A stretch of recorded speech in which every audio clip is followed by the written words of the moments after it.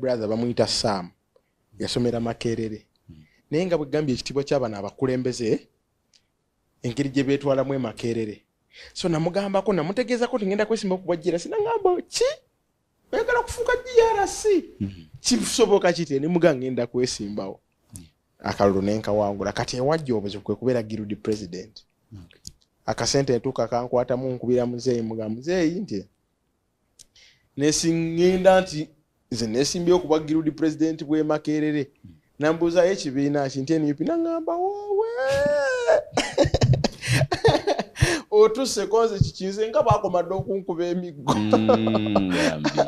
ekitegeera but after all tukuze wakanga opinion y'omwana a holding a much weight ne opinion y'omuzadde waka era nga musobola tula nagamba kino n'omugamba kino ne mu streamlining so ne bampeerye betu tenzijukira mama ye yaŋŋamba nti kuba n'ebyo kwa Giroud president tabikola ki ngamba weesimbewo tulabe naye bwe natuuka ku kyobwa MP bonna baali bakitegeera kati they were welcoming it bali bakitegeera ati already waliyo ba training ekyawa Giroud president bakomerenganya kuba baali tebakitegeera tebamanyi Giroud president abeera kino ebisiga naye omubaka wa parliament bamumanyi na biki byayitamu oba oli awo okufuuka so jukira mama yaŋŋamba okusookera ddala maama wange yali mukwano gwa incumbent ebiseera ebyo era y'omu kuba mu campaigning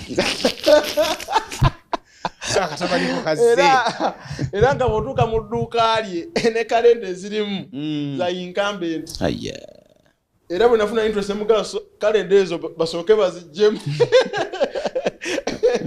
nambuuza ekirimu kati ngenda kwesimbawo naŋŋamba ku bwaki ti ku bubaka bwa parliament tekisoboka nti nzize kutegeezaako nzize kusaba nti mama nzikiriza nzize kutegeezaako nti ngenze kola ki kati oba yatuula n'abaani nkyava ŋŋamba naye waliwo benjogedde nabo ne baŋŋamba nga tolinzeeko lwaki tolinzeeko emyaka nga5 tulabe ne mbagaawo kale naye mama nga bwe nagaye nti nakubidde kutegeezaako kirungi nnyo osanyusiza nti naawe otegeezaako abalala campaign etandise so there was fear of course or a political environment gye tukola ki gye tulimu but you would see parents that want to see their son become member of parliament naye nga kye batiddeyo processing bye bagenda okuyitamu y'okufuuka how did you get to finance this omanyi muzeeyi yavaayoko n'agamba abantu banaba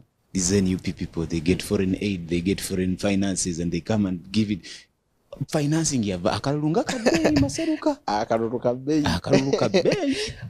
kabei zajja chikunyonyola. Akalulunga kabei. Uizo kuba inachi watuna ngari tuchimanyi. Kuba inayakataka mzee jajja wavalira ke yakulekera loga akankateke yo. Afya. Tezi kataka jajja ke yandekera. Naye along the way you see I would advise youth there that don't focus much more on the finances than the dream. Okay. Yeah, the dream should be bigger than any finances because tell me why. Bobo ine ekiroto ngogamba naye bwe mba sina million 100 200 3 4 awo sijja genda kitegeeza kiroto kyo tekiri worth it. Kiroto kyo someone said it is not enough if it doesn't scare the hell out of you. We know bane kiroto nga goke nyini bw'okirowoozaako otya no kikutiisa. So along with the way munnaye, first of all I used some of the salaries that I used to get to approach constituencies. My constituency. Tinalinga Giroud president, nali Giroud president nengule motoka yange yasooka. Bwe nagule motoka yange yasooka ye motoka yakola mu Kalulu. Era natambula ng'okuva e Makerere nengenda ne involving nga mu activities ez'amasomero ngezaako okufuuka motivational speaker eri abaana bano nti bannaye kisoboka osobola okuva eno mu nsiko bw'oti n'ogenda n'okulembera akasozi k'abayifu e Makerere. Naye amafuta ge nali nkozesa ge mafuta ge baalocatinga ku office yange nga Giroud president. So that helped me move. Bwe nava ku bwa Giroud president kitegeeza nalina okufuna abantu abalala aba buying the same idea I have. So nengenda ne mbanoonya sometimes they would come through ono bwalemererwa n'okona kwoli oli twalemererwa ate n'okomawo ewoono n'osigala ng'otambuza akalulu. Yeah, but also there is no doubt whatsoever bwe mba njogera kalulu kano credit jempe ekibiina kyange and the president of the party. Okay. I don't know what people think about Kyagulanyi Robert Sentam. Simanya bamulowoozaako ng'omuyimbi mu abamanyi, simanya balumulowoozaako nga omuzannyi wa katemba n'ebisigadde, but there is no doubt whatsoever he's a generational leader. People feel ng'ali mu kifo nti omukulembeze atuuse. Era tewali kubuusabuusa nti really if we are in a free and fair country essaawa zino yandibadde omukulembeze. Abamubuusabuusa is because obwongo bwange bwe tebusobola kuimagininga kulabanga omuyimbi kati afuuse omukulembeze bw'eggwanga. It still disturbs them. But for us who don't care about the history ntulaba omuntu kikyali kati, we are seeing someone asitudde not just a generation naye omuntu alabula abakulu n'abato oyo aba asusse. Nti ekintu kikyali mu bavubuka naye osanga n'omusajja omukulu akuliridde yandibadde taatawe nga naye agamba naye ngenze naye. So there is no doubt whatsoever nti contribution yange yakalulu njizaayo to the contribution that he made, the contribution of the party. Osobola obeera ne fine kati kankubuulire, osobola obeera ne finances zonna ontegedde bulungi ne kagaana Kyagulanyi najja n'agamba njagala oti. Abantu osobola obateekamu akawumbi nga wabulayo ennaku ezi. Kyagulanyi najja n'aganze njagala oli ate n'aba oyo kyoboolaba tebamwagala kubanga adisaidinga bw'ayogera n'abantu bamwewulira nti yeye.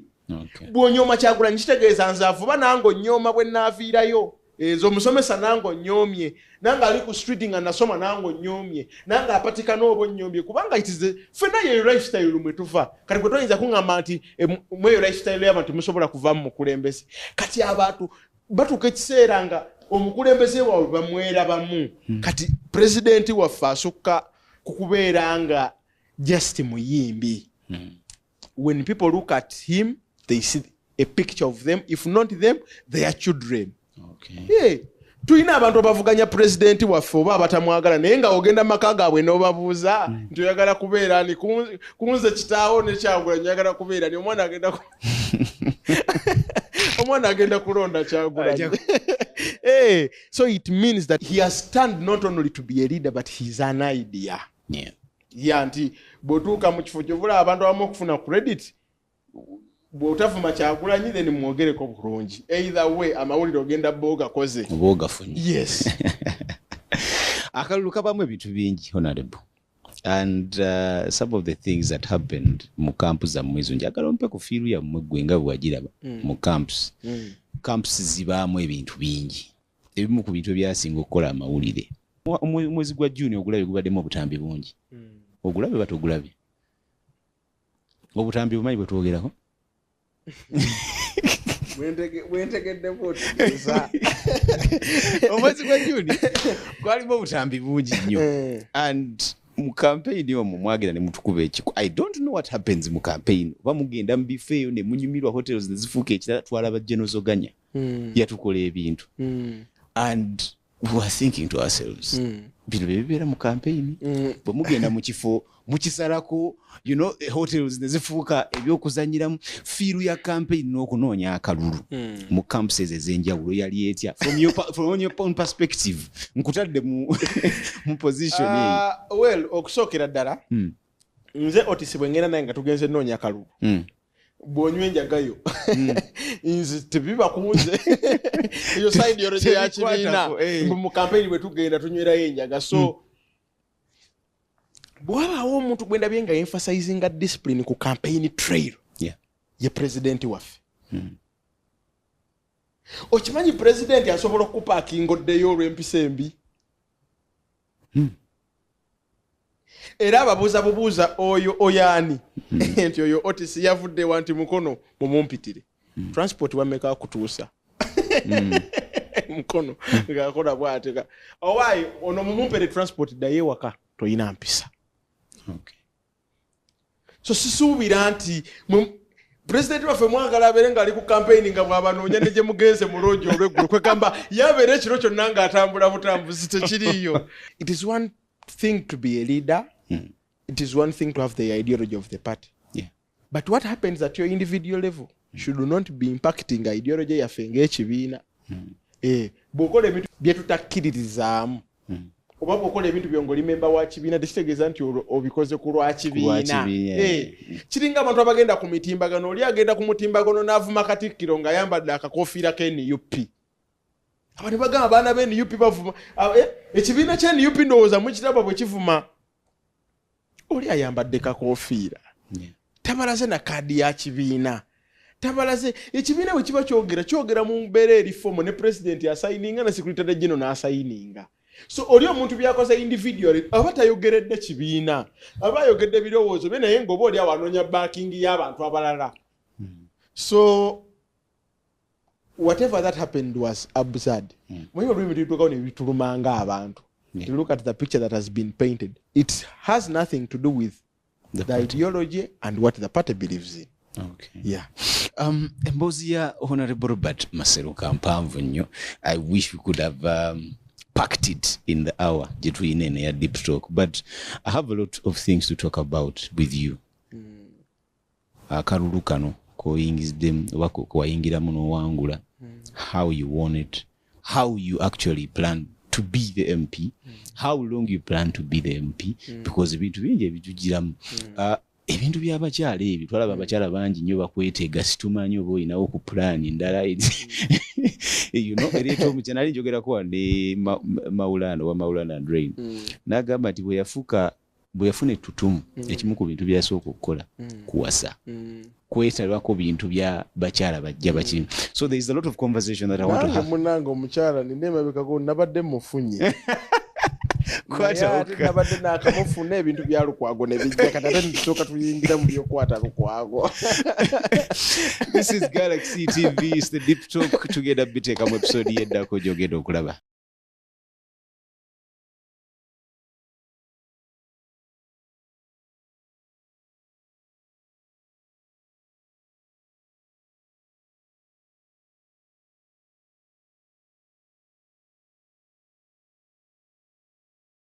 The Deep Talk.